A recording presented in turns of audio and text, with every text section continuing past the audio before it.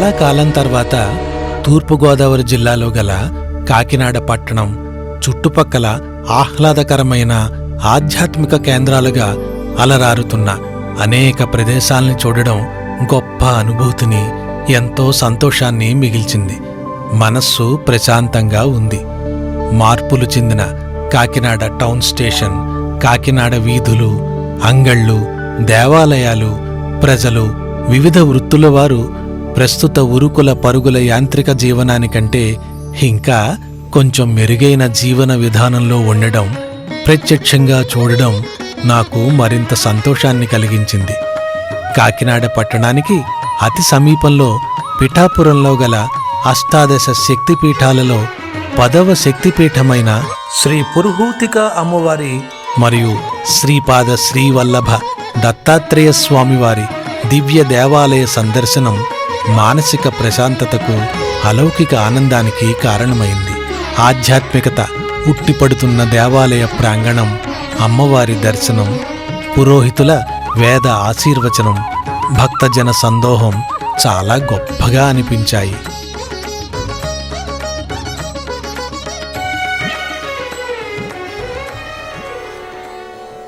అలాగే పిఠాపురంలో గల శ్రీ కుంతి మాధవస్వామివారి ఆలయ దర్శనం ఒక గొప్ప అనుభూతిని మిగిల్చింది.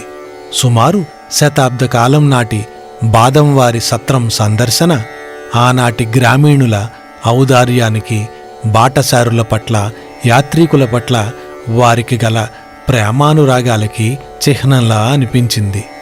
మరొక ప్రసిద్ధ ప్రాచీన పుణ్యక్షేత్రం తొలి తిరుపతి. సుమారు 9000 సంవత్సరాల క్రితం శ్రీ విష్ణుమూర్తి స్వయంభువుగా ఆవిర్భవించిన మహిమాన్వితమైన ప్రదేశం తొలి తిరుపతి అని స్థల పురాణం.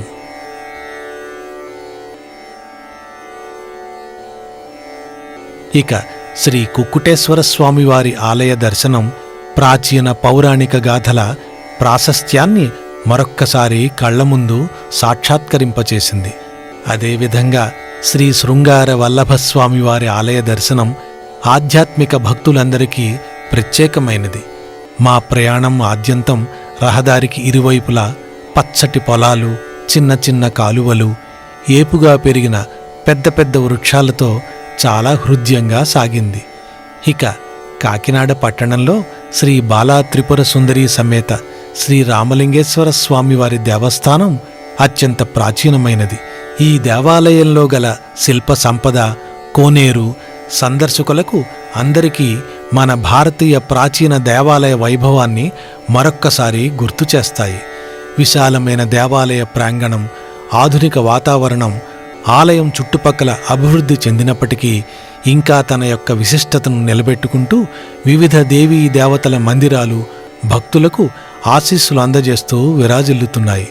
చాలా కాలం తర్వాత నేను, శ్రీ రాజుగారు, శ్రీ కొల్లయ్య గారి సాంగత్యంలో రోజంతా చక్కగా ఆధ్యాత్మిక భావనలతో, సంతోషంగా, చాలా ఉల్లాసంగా, భక్తి ప్రపత్తులతో గడపడం నా జీవితంలో ఒక మధురానుభూతిగా మిగిలిపోయింది. మరొక ఆధ్యాత్మిక కేంద్ర సందర్శన విశేషాలతో మళ్ళీ మీ ముందుకు వస్తాను. నమస్కారం.